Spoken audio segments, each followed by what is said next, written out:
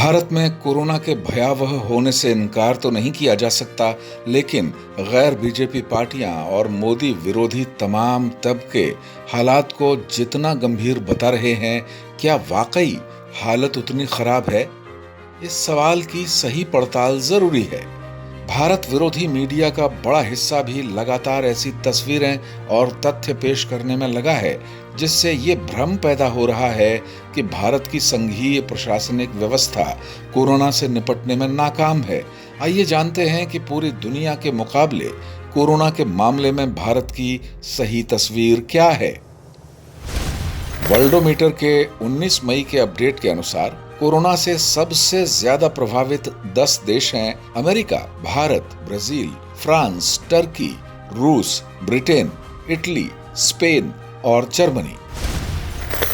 Corona मरीजों की संख्या के आधार पर भारत दुनिया में दूसरे नंबर पर है, लेकिन आबादी के घनत्व के हिसाब से भारत की स्थिति बहुत से देशों से बहुत बेहतर है।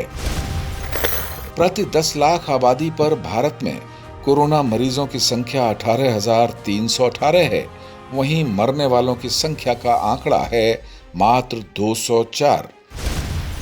प्रति 10 लाख आबादी के आंकड़ों के आधार पर भारत टॉप 10 देशों में सबसे निचले पायदान पर है, यानी 10वें नंबर पर। जिन टॉप 10 देशों में कोरोना के हालात भारत से बदतर हैं, वे हैं America, France, Spain, Brazil, Italy, Britain, Turkey, Germany और रूस। ये नाम संख्या के घटते हुए क्रम में रखे गए हैं, यानी कोरोना मरीजों की संख्या आबादी वार देखने के बाद ही किसी देश की स्थिति तय होनी चाहिए। इस लिहाज से कोरोना से मौत के मामले में 220 देशों और क्षेत्रों की लिस्ट में भारत करीब 100वें नंबर पर है। यह आंकड़ा अलग अलग देशों में कोरोना की टेस्टिंग के आंकड़ों से सीधे सीधे जुड़े हैं। टॉप 10 देशों में अमेरिका के बाद सबसे ज्यादा टेस्टिंग भारत में हुई है। टॉस का मानना है कि अगर भारत की छवि खराब करने वाला माहौल बनाने की साजिश हो रही है, तो ऐसा क्यों किया जा रहा है, ये जानना चाहिए। टॉस के हिसाब से हर भारतीय नागरिक को कोरोना के मौजूदा हालात को सही नजरिए से समझने की जरूरत है। भारत में आंकड़े रोजाना सुधर रहे हैं। कोरोना के मरीजों का रिकवरी रेट दैनिक आधार पर बढ़ रहा है। केंद्र और राज्यों के प्रशासन के प्रयासों से भारत में कोरोना के मामले घट रहे हैं। वैक्सीनेशन की गति बढ़ रही है। भारत इस मामले में रिकॉर्ड कायम कर चुका है।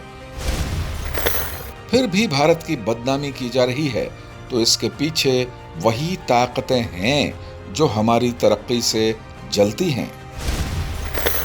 गैर बीजेपी पार्टियां मोदी सरकार को बदनाम करने में लगी हैं, तो इसकी वजह उनका राजनीतिक जनाधार लगातार खिसकते जाना ही है।